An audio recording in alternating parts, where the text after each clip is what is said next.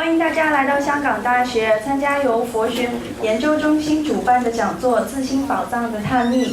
我们今天很开心，可以有这个机会请到堪布来到香港大学为我们做这个开示。现在有请索达吉堪布上台，谢谢。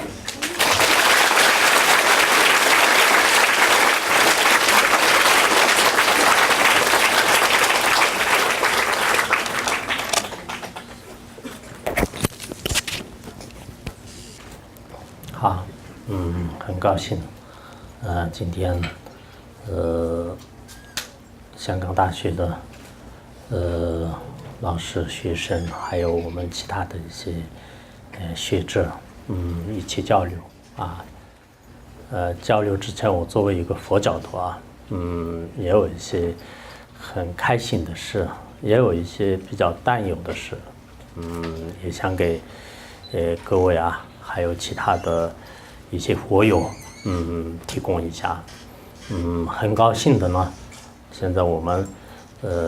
像这样的，香港大学，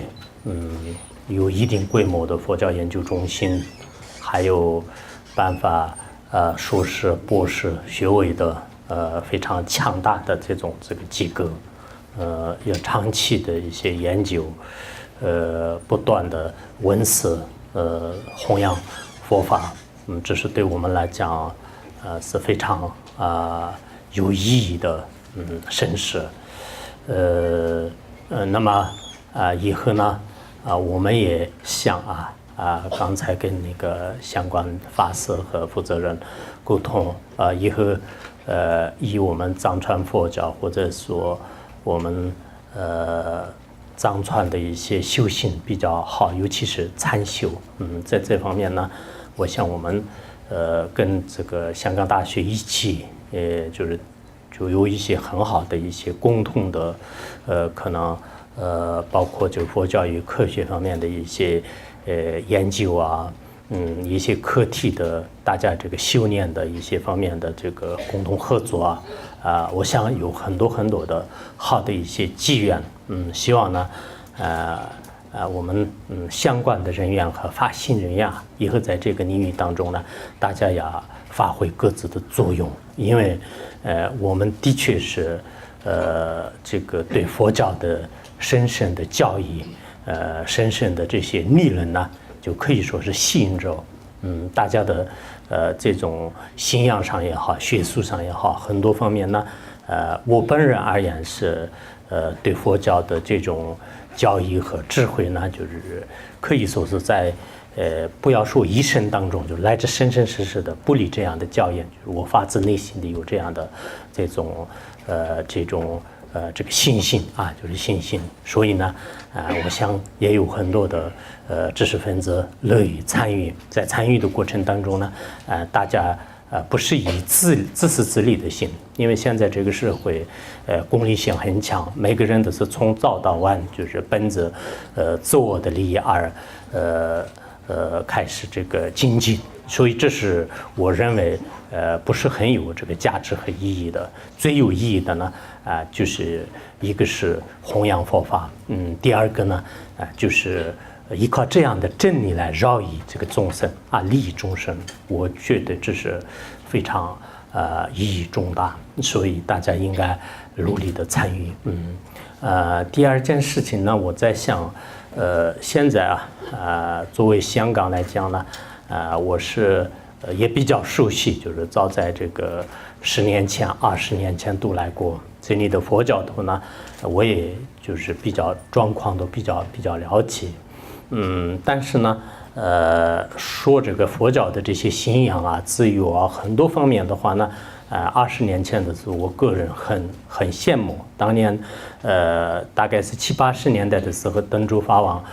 在这边就是建立一些中心我都在87年的，就是有一次的时候，我看过一些照片，就是当时在我们内地的话呢，基本上是在城市里面是，这个藏传佛教或者是其他的这个传承的佛教特别，这个广阔的弘扬是很少的。后来这个10年前呢也来过这里，但是在这里呢，因为可能是说实话，就是可能太开放的原因吧，就是有些地方的话呢，也有就是有一些鱼龙混杂的就是现象，就是因为在我的这个眼里看来呢，这个香港的就是有些佛教真正的这个佛教呢，在从修行上、从研究上、学术上，或者在有些地方的话呢，有突破性的这种进展。在某些地方呢，比20年前就是相比较起来，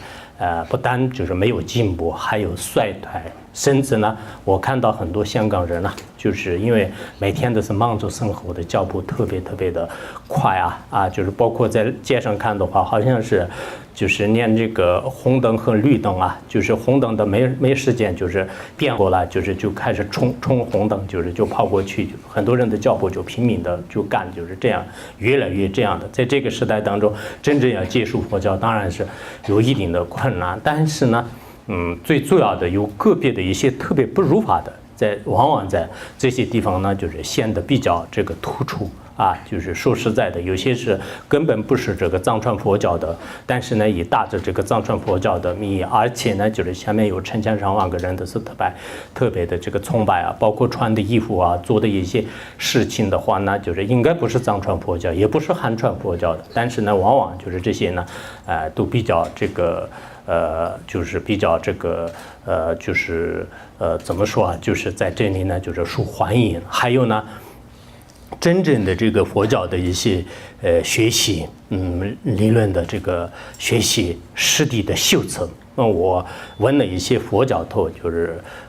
基本上的很多人忙着生活，就是没有这个像内地一样的，就是一个很好的这种修行，就是好多人都是没有这样，就这一点就很可惜。像内地来讲的话呢，当然是也有很多不如法的，包括这个出家人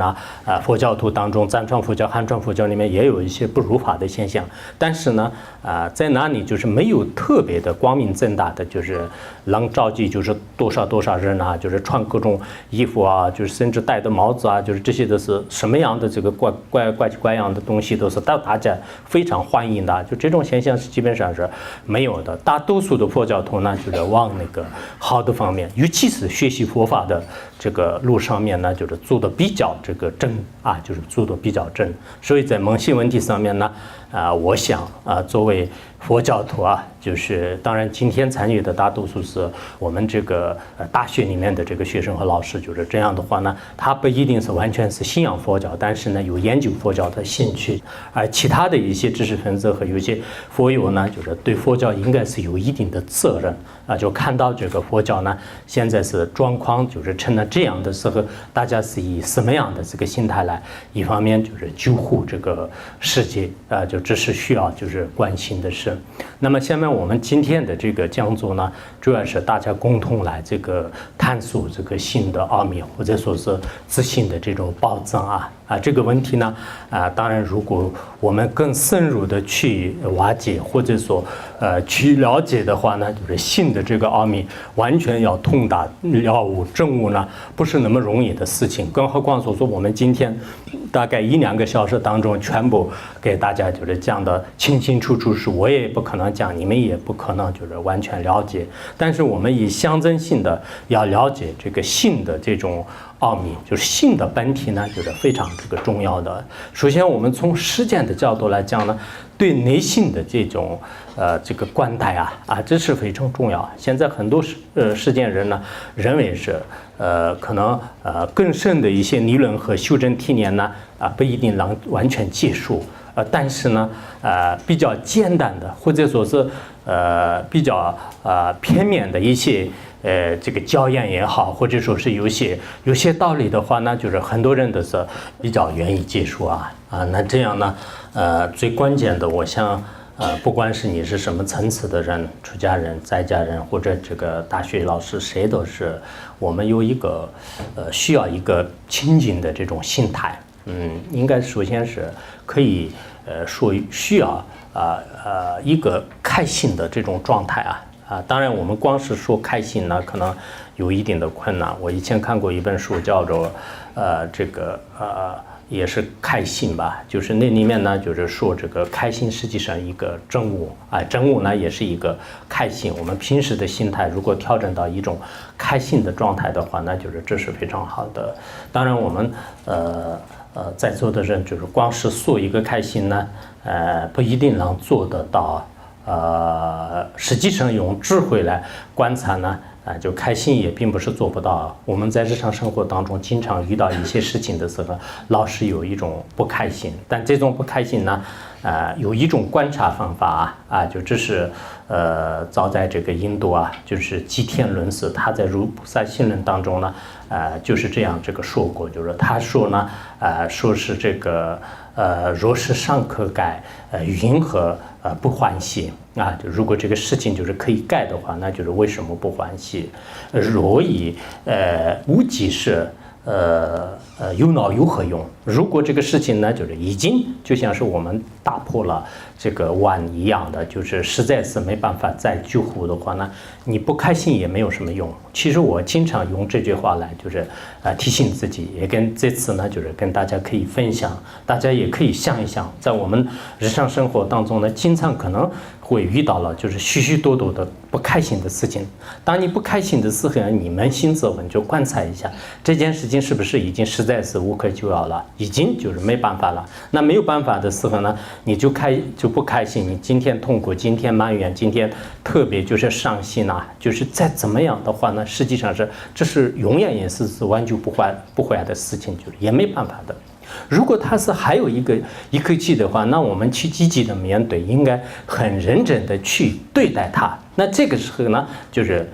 你不开心也是，其实这件事情呢，就是自然而然就是可以这个恢复的。所以这是前辈大德们是应该是用智慧给我们留下来的一些这个特别珍贵的财富啊，就是特别珍贵的财富。因此呢，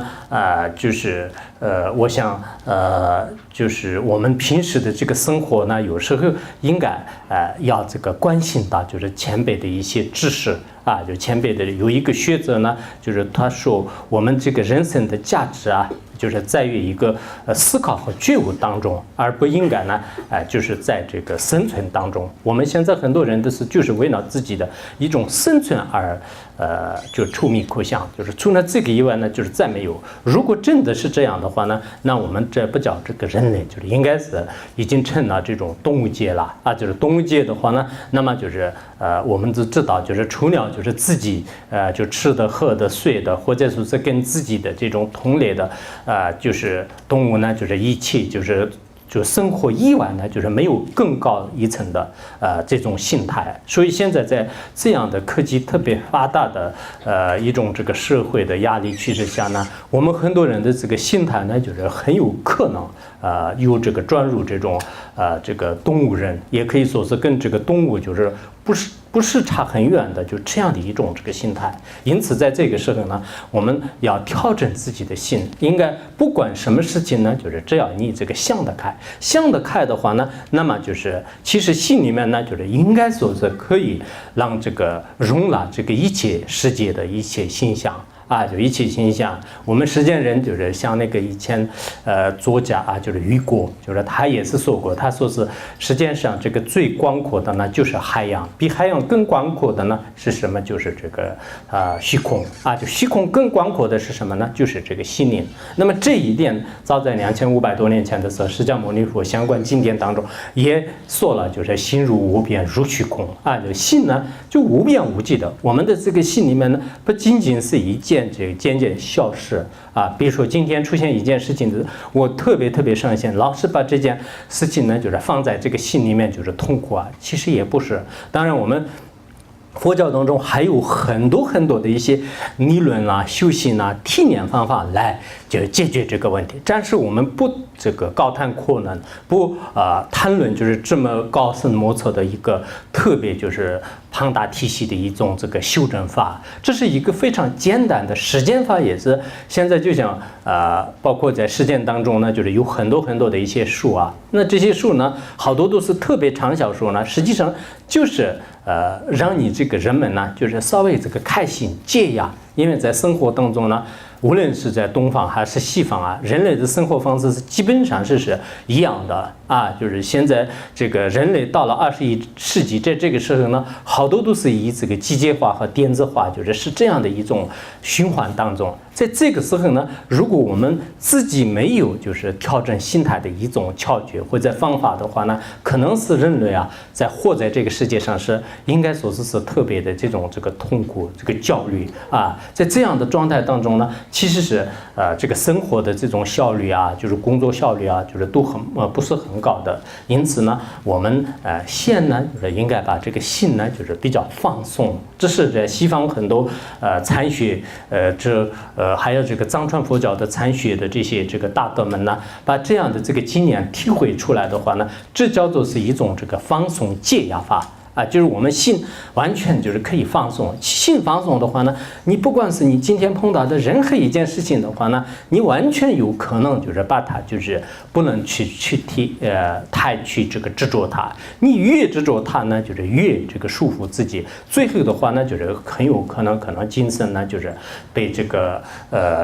要垮了，也有就会在崩溃啊，有这种状况。所以我们在修行的过程当中呢。首先是这个信仰，放松下来，这也叫做是一种安心法。安心法呢，在汉传的这个禅宗当中啊，禅宗当中它是一个特别的这个修法。我以前看到一本书，有一个比较出名的人呢，他始终是把自己的心安不下来，一直是不稳定、浮躁。一种这个痛苦焦虑当中，但后来呢，看到这个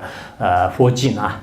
佛经我们这个无量寿经里面呢，说是人在爱欲之中，独生独色，独去独来，还有呢，苦和乐呢，自当阿苦乐，自当无有代者。那么看到这些经文以后呢，心完全放松啊，明明知道是在我们这个世界当中的所有的任何一个人类呢，其实是日日夜夜的是每天都是有一种奔波当中，每天都是系处一种这个爱欲当中，在这个爱欲当中的所有的这种苦也好，乐也好那么全部都是独生独死啊，就自己在承受。我们可能希望呢，把自己的这个快乐呢，寄托在别人的这个身上，或在物质上。很多人呢，认为是我终身快乐，我要找一个很好的朋友啊，我要找一个很好的工作呢，让我这一辈子的是一直开心快乐。可是呢，我们所有的这些快乐呢，放在别人的这个身上的话呢，不一定快乐。因此佛教呢，把这个快乐的心呢，最主要的这个因素呢，主因是自己的内心。在这一点，今天在座的各位应该要明白啊，因为我们做一次讲座的话，那你们也没有一点感觉呢，我想也是浪费时间，然后我也说实话，希望呢，每一个人得到一点真实的这个利益。那么真实的利益呢，在我们的这个生活习惯和一些感受方面呢，肯定有很多的这个差别。但是我在今天这里跟大家提供的最根本的一个原因呢，人们的这个幸福呢，并不是完全都是靠这个或者你的这个财富啊、金钱啊、爱情啊，在外在上面。那么他们是不是不需要呢？他们是需要，但他们是什么呢？他们是外援，就可以说我的这个快乐的一部分的外援啊。那么真正的这个快乐呢，我自己的内心啊，这一点呢，特别希望大家要明白啊，我今天说的主因，快乐的主因，幸福的主因呢，就内心，而外援呢，我们实践当中所做的，很多人的这个行为啊，当然它能不能起作用呢？是起作用，但它起到的是外援的作用。为什么这么讲呢？有些人认为有了钱肯定快乐100%，其实也不是。有钱的人刚开始没有钱的时候，你可能有钱还是很快乐的。当你有钱的时候呢，你觉得也是照样不快乐。你有地位的时候呢，也是不快乐的。包括你其他的一些这个世间的所谓的这个贪欲啊、爱啊等等等这些，当你没有的时候呢，你觉得是永远都是可能是它就是快乐的，但到了这个最后的时候呢，就不会真正的就是一切的这种快乐，甚至的话呢，你也许你特别希望的这种快乐呢，就是变成就是一辈子痛苦的事情呢。我以前看过这个林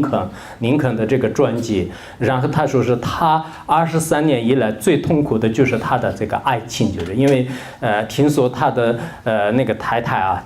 就每天的是就是唠叨他，就是甚至他走路啊、说话、鼻子啊、眼睛呢都不如法啊、不合理啊、看不惯啊，就是每天都是一直是这样的。有一次的是他跟那个其他人一起喝咖啡的时候，他太太实在是这个看不惯他的行为，把这个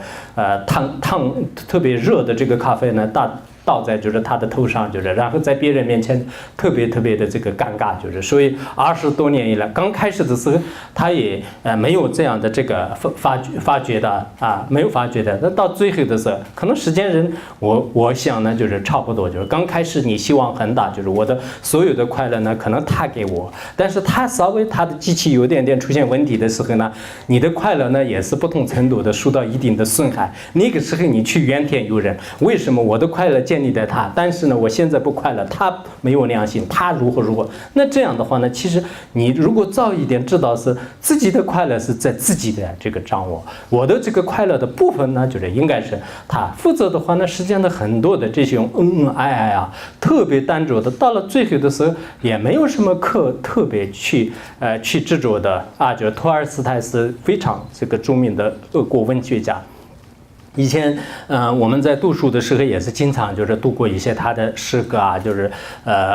当年就是他在一段时间是特别轰动的，就是当时俄国政府也是，只要是他说一句话的话呢，那么就是成了这个新闻的大的这个图版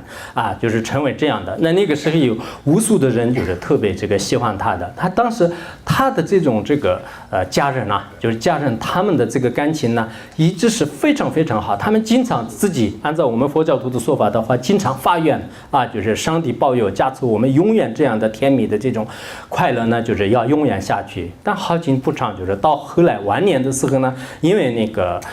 托尔斯泰呢，就是托尔斯泰他是到了最后的时候，他就觉得是人类就是需要就是和平的，然后他有一些大量的这个稿费呢，就是愿意就是做一些慈善做一些解救一些贫穷的人在这个时候，他跟他的夫人的这种思想呢，完全是冲突的。他夫人是非常虚荣心很大的，就经常就是除了就是钱财自己就是开始这个一直这个数之以外呢，不愿意就是对外就是做任何这个善事，然后呢就是不断的就是每天的是1/4的时间都是他跟他这个吵架，就是一直当他82岁的时候，实在是没办法，最后下一场大雪的时候，他自己就是离家出走，到最后的时候呢，就是据说是他在一个火车站的角落上已经这个死了。但死的时候他说的一句话是什么呢？就是他的这个家人，就是他的妻子不要来看他。那么从这个无常的故事当中呢，我们可以看出世间的很多人呢，不一定是他们那样的遭遇，但是呢也确实是有一些这个变化的，无常的这种变化呢，就随时都有。那么这样的话，我们每一个人如果这个建立在就是别人的身上，建立在你的这个钱财上，建立在其他的一个外援上的话呢，我总觉得是这些是非常不明智的。应该是你把自己的这种内心的真实的一些快乐呢，就是自己这个掌握。当然，如果我们有了更高的一些这个禅宗更高的一些修法的境界的话呢，那么就是这是非常的这个更大的一种这个快乐。那要得到这样的这个快乐，是我们需要什么样呢？就是最重要的还是要瓦解我们的这个心理的宝藏就是心灵宝藏呢，就是实际上是每一个人都有就是佛陀在相关的如来藏经佛藏经还有这个楞严经、解深密意经还有这个楞伽经这个大涅槃经等等，就是这些相关的经典当中呢，就是每一个众生都是具有这个佛性光明如来藏的，就是详细的这个说明那么当然我们这些就是最深层的道理呢，就像大涅槃经里面讲的一样，释地菩萨也是很难证悟，就是我们一般人不一定，但是我们多多少少的就是精神的财富呢，我们也可以得得到的比如说我们现在就变成了世界上的最高的，就是像比尔盖茨巴菲特就是像这样的财富，每一个人做到这样是不可能的。但我们努力的话呢，我们从经济上自己能为生的，自己能这个生活的这些财富呢，我想每个人都可以得到。同样的道理，我们心里的财富呢，每一个人只要这个反观内心的时候呢，也可以得到的。有一种说法呢，现在这个最富裕的这个国家就是物质上是很富裕的，但是精神极其匮乏就有这样的说法。所以我们现在很多的大城市里面的这些人呢，物质上应该说是比这个前几十年比较起来，应该是很好。虽然大家很累就是没有努力的话，那就没办法，就像是车没有加油呢，就车要停下来了一样。就是尤其是你们大城市里面的人，自己不动的话呢，就好像那个生活就没办法保障了。就是所以从早到晚，就是每天都是拼命的干，连一个简单的修法的时间都是没有。有时候看起来还是众生真的这个很可怜的。但是我们最关键的就是内心的，现在内心的这种心灵的这个财富积累的人呢，就是比较这个少的如果真的去没有观察它的话呢，那么就是你想获得快乐呢，就是很困难的我也记得那个如菩萨行论就如菩萨行论是我个人来讲呢最喜欢的，对我的这个一生是受用非常非常大的。不仅仅是我，就是我就是推荐过很多人，而且他们看了以后学了以后呢，就是每个人都有自己的不同的一些收获。就这是我们藏传佛教当中就是各大传承都是务必这个学习的一个课。那么现在的话呢，就是在国际上也是很多的学者和一些这个修行人呢，就是都在这个学。那么这部论点里面呢怎么说的呢？就是说这个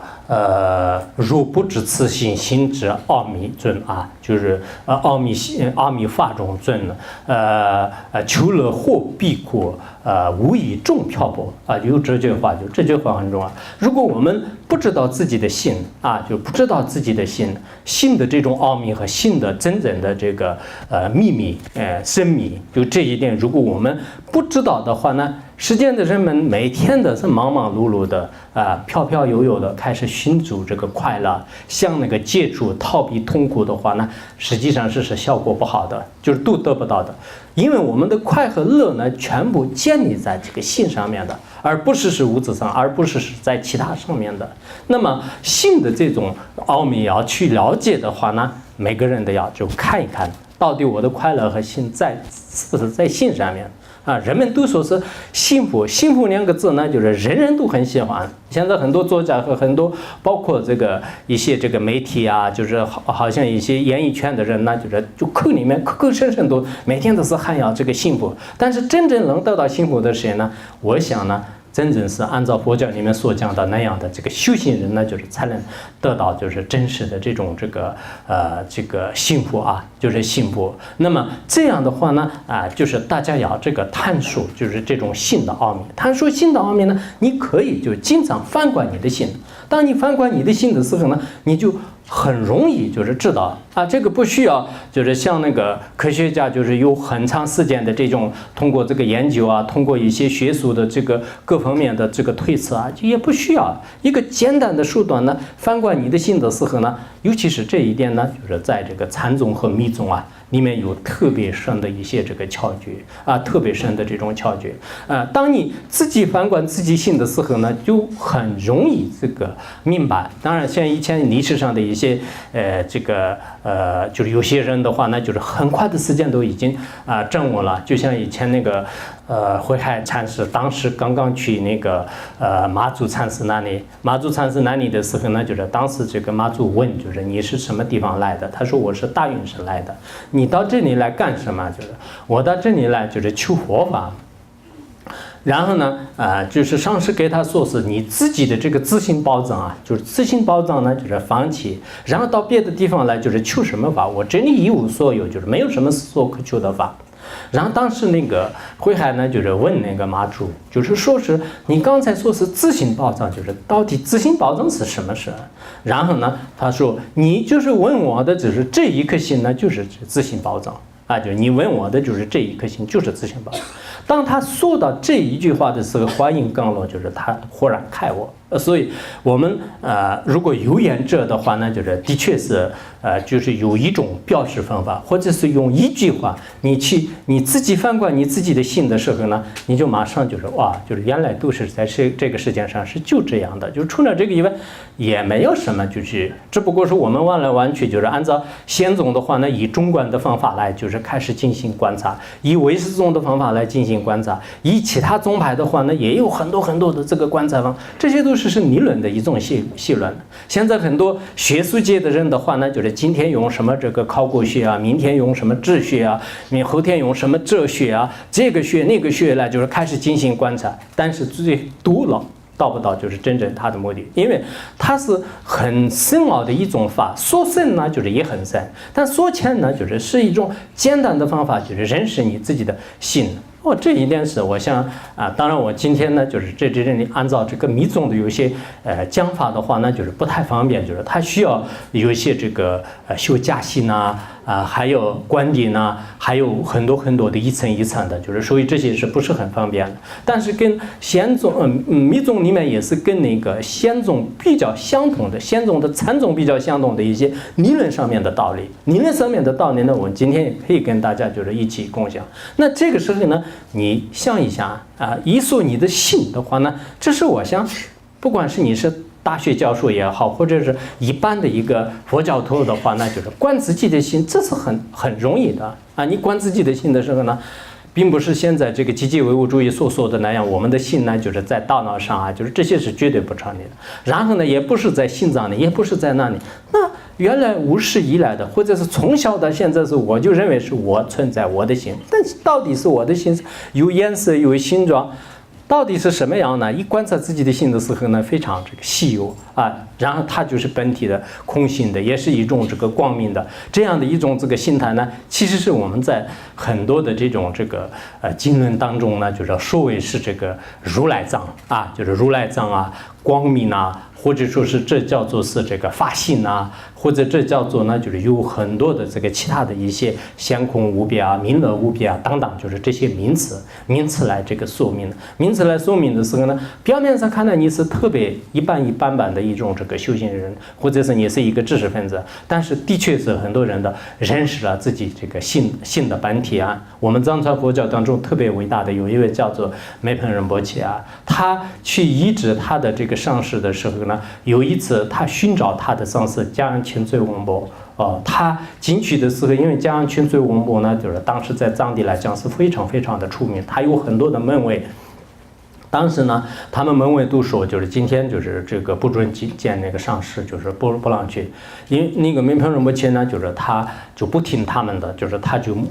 猛冲就是进去了。进去以后呢，也看到这个上师呢有一个大羹，就是蒙着这个头就是坐着的。那坐着的时候呢，当时那个他也特别害怕，就前面也不敢吭声，就是一直跪在前面，就好长时间呢，上师也没有跟他说什么，然后弟子也没有说什么。突然间呢，就是上师就是从那个大缸里面就是竖这个拉出来，在身上就是伸出来，就是跟他身上就是劈一下，就是说是你是谁。然后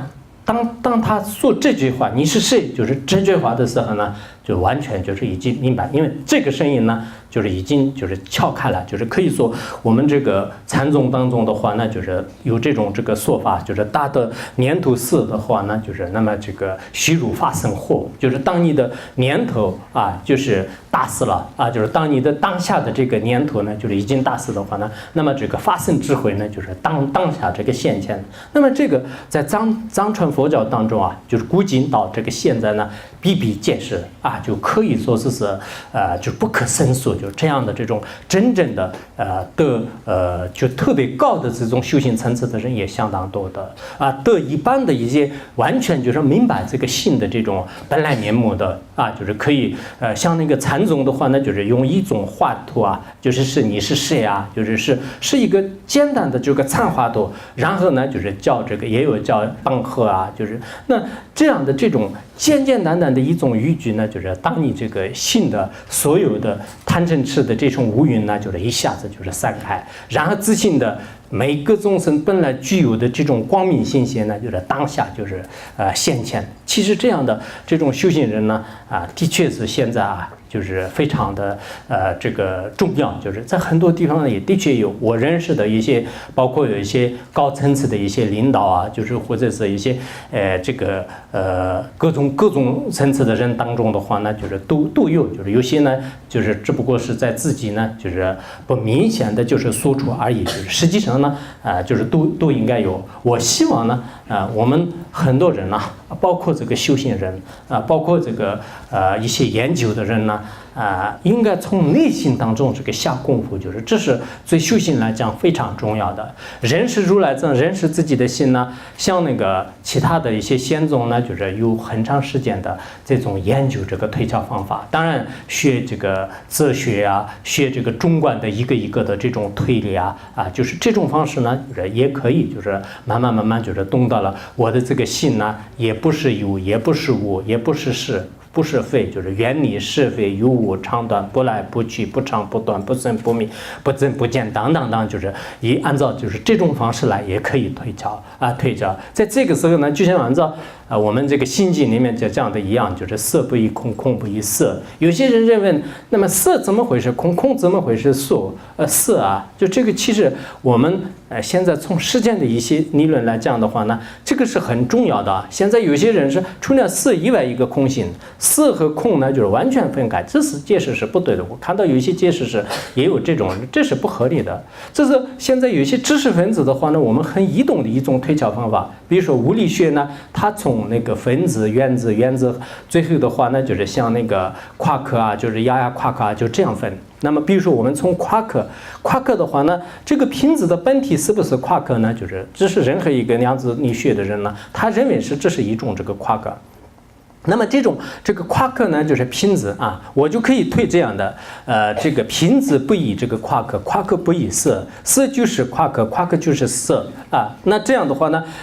别人就是会不会有这个错误那如果它是夸克的话，怎么喝水就是夸克上面不是眼睛看不到就是不能喝水就是这是很多知识分子我供一个建议，就是色不异空，空不异色的时候，你们可能这样理解一下好一点，好吧？否则的话呢，很多人就觉得是好像这么是个色法是空呢，空怎么回色呢？那这样的话呢，这是我们没有详细观察的时候呢，你当然这个瓶子不是夸克，夸克不是瓶子就是我们不说亚夸克和还要更细的，就什么磁场什么真空这些都不说。那么如果我们详细观察的时候呢，的确也是这个瓶子除了这个夸克，最后的话呢，亚夸克最细微的最后呢，就是变成一种这个空性，就是那么这个时候呢，就是它的本体在微经观察的时候呢，就是瓶子，我们还是在用，就是在中观观察的时候，也是所有的万事万物呢，它并没有说是名言当中这个因果也空了，这个善有善报，恶有恶报也不对，有些太过分了怎么过分呢？所有的什么这个因果这些全部都空那没有，你不要，那这样的话，我们不吃饭也可以，不上厕所也可以，全是空性的，那冷不冷就是口头上会说，但实际上这叫做是。这个神隐和世俗就是混淆，就是佛教的这个基本的理论没有搞懂，就是现在很多也有这样的，就是光是会说几个名词，然后就开始把这个佛经的真正的这个密意呢，就是全部撤换，就是这是不合理的。那么从中观的这种分析来观察的时候呢，我刚才讲的一样，就是色不异空，空不异色，或者说心的本体是空性的，空性的本体是光明的，这两个可以完全就是这样来推就是心的本体是空性的，就空性的本体是光明的，也并不是单空的。如果是单空的话呢，那么就是我们现在所有的这个念头包括就将来的这些法身色身这些都是没办法这个现象的，相空无二，互会双应，好多的这些深奥的这些意义的话呢，我们现在在因地的时候呢，就是可以观察，也可以自己修行过程当中可以得出来。这就是一般的特别简单的一个先宗的这个推理方法呢，大概的这个认识性的本性呢，也并不是很难的啊，不是很难的。如果你再从进一步的或者是禅宗的一些安住方法，或者说是我们呢怎么说啊，就是一些密宗的升起次第啊、圆满次第啊，修什么这个就是一些功法啊，就是那这样的话呢，虽然是有这种修法，但是有些修法如果你没有修好啊，你前面的加行啊这些的没有圆满的话呢，就是也有一种这个危害性、危险性的。那么最好的方法呢，如果前面的所有的这些次第完成的话呢，我刚才讲的一样，密宗的一些直指见性的方法，那么禅宗也是不依靠什么这个文字啊，是最高的一种就是直截了当的一种上师的指点法，通过一种字典或者说一句话呢，就是完全就是你跟这是自己这个心里啊，就是已经这个开悟了啊。这种开悟呢，很多人的是一种稍微标准，比如说你看眼光啊，看那个这个花啊，就是通过一种方法呢，就是完全就是明白。那完全明白的时候自己明白，别人就根本不知道你的这个心的相续。从此之后呢，哇。我就知道是我自己原来这个心的本来面目都是这样的。很多无量无边的众生呢，就是没有懂到这一点，他们一直漂泊在这个轮回当中，每天都是煎熬，每天都是受这个痛苦。那个是自然而然就是对众生产生一种这个悲心，就是这叫做是愿众生的，就像大涅槃经和那个大智度论里面所讲的一样的，就真正的这种这个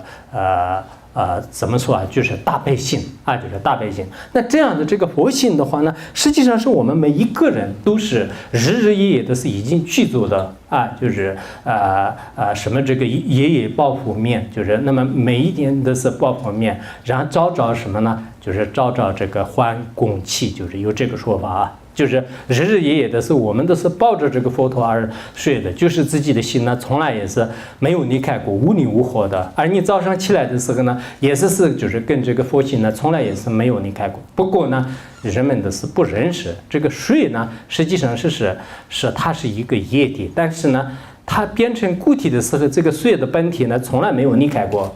大海的这个波浪呢，实际上是跟大海没有离开过，就是当它正在这个气旋浪花的时候，实际上是跟大海是无二无别。我们所有的这些众生呢，起各种各样的这个分别念、贪心、嗔心、痴心，在如来的这种本体的这个先空无二的体相当中呢，从来都是没有离开过。可是我们呢，没有这个善知识的引导，就是一直呢就是迷惑，就是当然你在迷惑的话呢，三界轮回当中照样的是受这种八大痛苦也好，三大痛苦啊，就是一直会折磨着。所以说这样的。怎么说啊？就是这个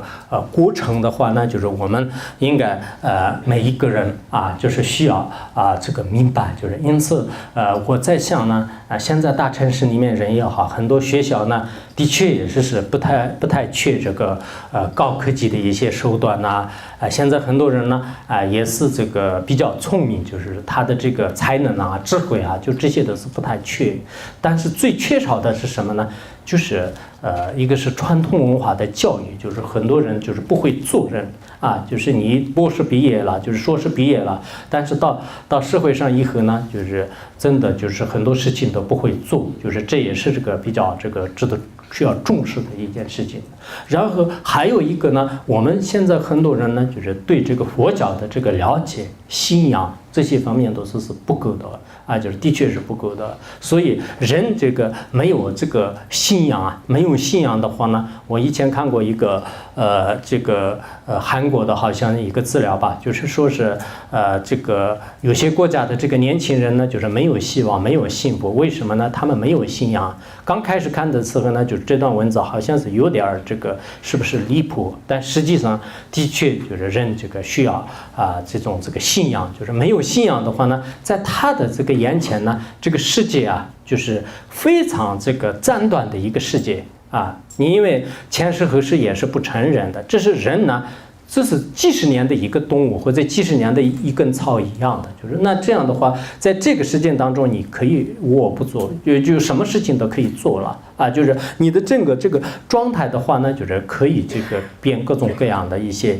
这个恶劣的这个行为。所以我看到有些大学里面呢，有些时候呢，就是大学生也是很可怜的，就是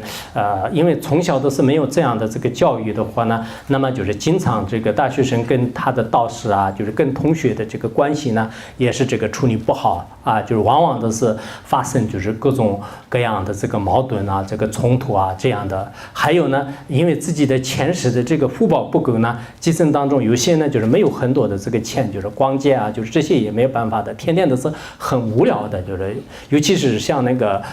什么一些博士生啊，就是有些这个研究生啊，那这样的话在学校里面课题也是比较这个少，然后自己该做的这个课题的研究呢，就是也不太这个认真，就是心里都是非常非常的一种这个浮躁啊，就是浮躁，而且呢，就是自己都始终都觉得是在大学里面呢，就是有一种这个孤独啊，或者说是有一种这个顾虑，就是有各种这个焦虑，就是甚至有一些呢，就是得很多不好的一些病啊，就是到这个社会上以后，就是也毁坏了自己的这个前途。而很多人呢，也认为是就是我这个大学毕业完了以后，就我的美好的这个前程、最快乐的生活呢，可能是成家立业，就是那这个以后的话呢，我什么时候就是很快的铸成这个真的是就是一个很美好的这个家庭，就是这是他心目当中的好多人的这个愿望，尤其是现在很多人就是去这个寻找工作啊，等等等等的。但是这些呢，实际上你到了这个后面的时候，你真的是有了家庭，你真的是有了这些财富的时候呢，还是很不快乐，就是特别羡慕，就是你在这个学生时代的这种美好生活。哇，我那个时候都错了，我多么的这个开心啊！原来在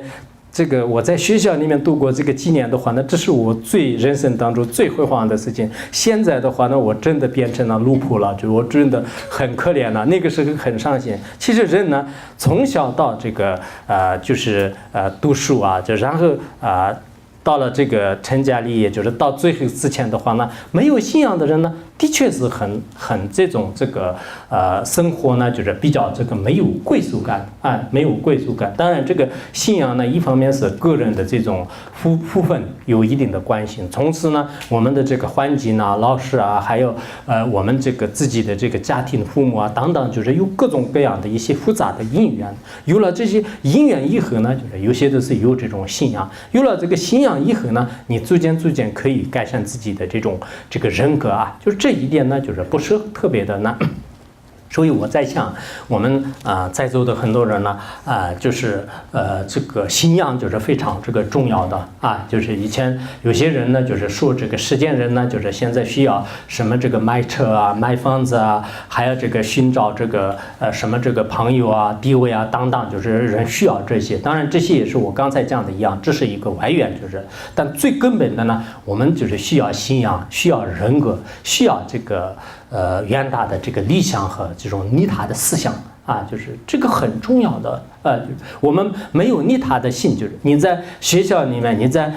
任何一个场合当中的目标是什么呢？就是自己挣钱，就是自己的生活，这是非常的这个不科学，也是不合人道主义。因此，我们作为一个人的话呢，应该就是眼光就是放到这个远一点，同时当然是自己有一些机会的话呢，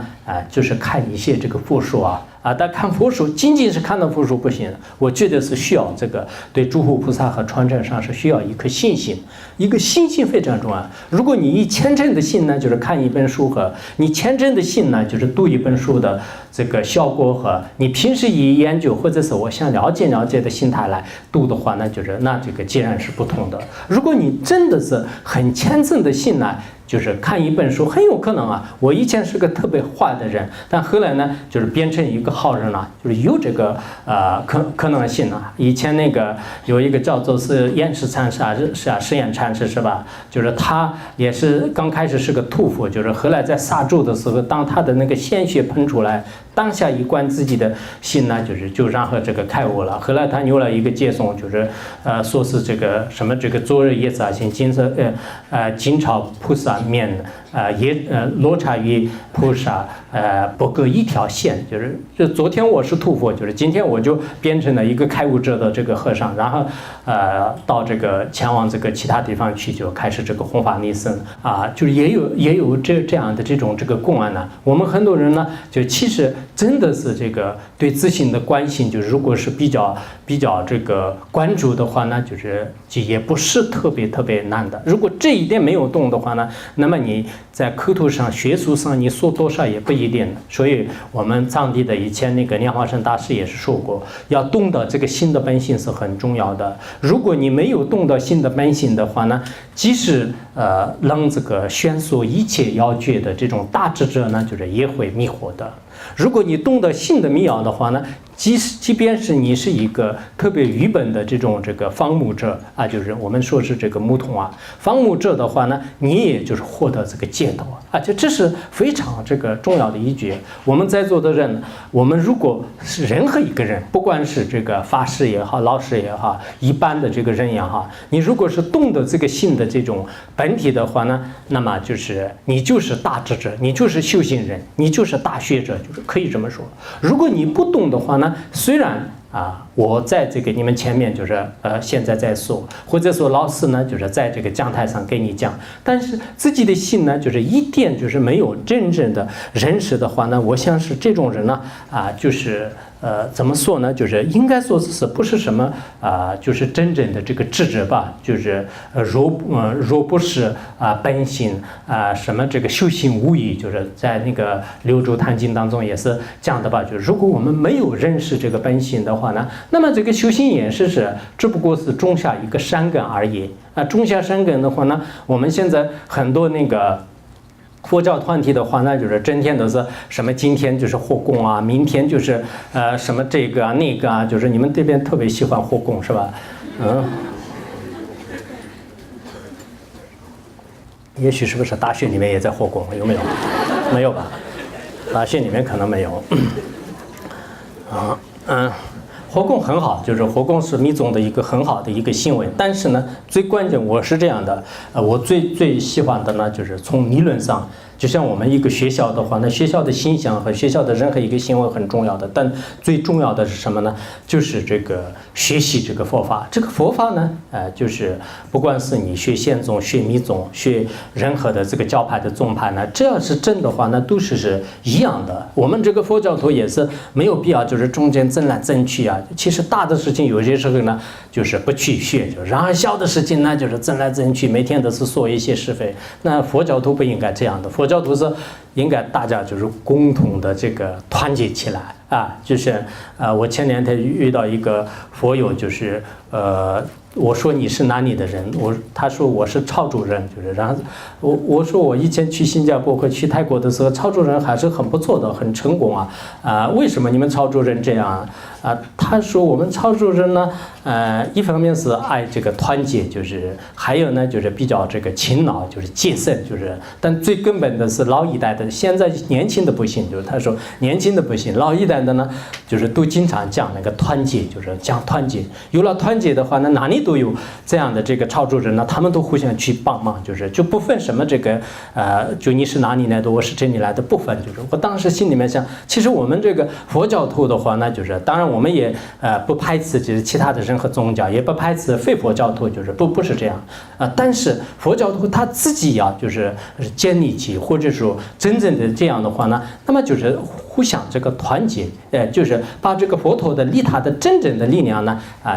大家共同的去这个维护，不是互相的是说一些这个过失啊，说一些是非啊，那这样的话呢最后自生自灭，自掘坟墓，有这个危险性。所以这个作为任何一个佛教徒也好，其他的组织的话呢，我想是要这个产生它的话呢，就有产生它的一种这个因缘。但是这种组织呢以后在这样这个生存这样发扬壮大的话呢，相关的相当人呢需要一个特别完善的这个教育。佛教教育是当前不可缺少的。现在我们很多的佛教徒包括研究佛教的一些知识分子呢，也缺少对这个佛教的真正的正面的理解啊。这一点我也接触过很多的一些知识分子，包括就是佛教方面的专门研究的，但是他们没有特别的这个多的时间来系统的去研究。如果你没有特别深的去研究的话呢，那么以后我们用大着这个佛教的旗号来给别人说的时候呢，有时候可能跟佛教的本意呢，可能有一定的这个差距啊，有一定的距离。那这样的话呢，包括这个佛教的一些研究的学者或者说是一些这个修行人啊，大家共同呢一定要就去深入的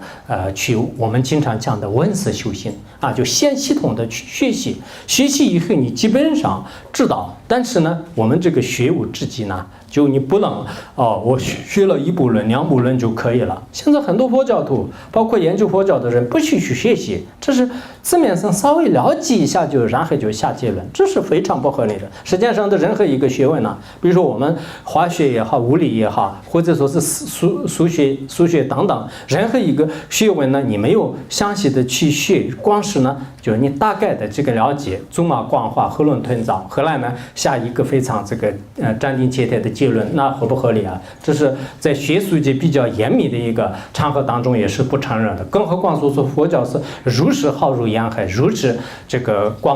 就是广大这个深深啊，那这样的这个发言当中呢，更得不到就真实的一个结论，就是所以我想呢，我们很多人呢就是一定要这个学习佛法是站在这个放在这个主要的位置如果你没有一个系统的教育的话呢，可能是很多佛教徒的行为呢也变成一种这个形象化佛教呢。这是一个磕头烧香或者听观点呢做个加持念咒语那这样是当然是很好的，但是这个是七公事就是谁都可以做就它没有什么更深的一个。其实我们佛教是不是这样的？说实在的，你去真正去了解的话呢，那对你的这个心理的这种痛苦接触方面也好，或者说是你的这个思想这个进化方面也好，或者说你真正的这个主人翁的这个提升你的利他的这个心呢，完全可以开发，有好多像犹如宝藏一样的东西呢，就是我们的这个佛教的教育当中有。可是我们佛教徒呢，就基本上都是不去摸它，不去修行它，就把这个宝藏呢，就是放在这里，在别的地方我们去寻找的话呢，还是不行的就还是不行的。因此我们真正的这个宝藏呢，就是在这个自身，就是佛教的这个经论当中，也是更深的宝藏呢，就是佛教的经论当中的这些宝藏呢，还是围绕我们的这个佛性，就是在我们的这个心灵。因此呢每一个人就是各自不同自己的这个缘分，应该开发这个心灵的这种宝藏呢是这个至关重要。当然我最后呢要给大家强调的就是自己有一定的这些境界和有一定的修正的时候呢，千万不能这个践踏因果就是像汉传历史上的话呢，就是比如说蓝泉战帽或者说是就是像这个胆小这个皮肤济公施辱等等，就是有一些这个特别高深的一些行为。但是这个呢，就真正是真悟的境界已经到了这个最顶层的时候呢，从这个行为上为了调伏个别的众生呢，就是可以这个显见的。一般来讲的话呢，你的这个真悟的境界越来越高的时候，你的行为驱色因果和帮助众生的这种行为呢，越来越这个入法就千万不能现在有些人做的一样的，你的行为呢就是一点的像那个高入这个山顶一样的，而你的这个见解的话呢，就是连一个基本的这个善有善报恶有恶报的见解都没有的话呢，那么这个见解和行为呢就是不对应所以禅宗以前的这个药山禅师吧就药山禅师也是他说过，就是他说是这个高高山顶里谁海底心就这句话很重要的就是你的这个见解呢，就立在这个高高的山顶上那样的话，但你的这个行为呢低的，就是很低的，就是碎下。就像你们这里香港不是有大海下面就是有那个什么叫什么就像是这样的，我们这个行为呢，应该很和蔼的、很如法的去对这个取舍因果方面，这一点藏地的莲花生大师也是说过，就是我们的见解呢，就是比这个天还要高的话，比虚空还要高的话，行为呢就是比粉末还要细致。就是意思说，行为呢你千万不能就是轻易的诽谤啊，就是轻易的这个杀生啊等等，就是做不如法的事情。而见解呢，一定要想办法就是让它提升起来。那这样的话呢，才会真正的这个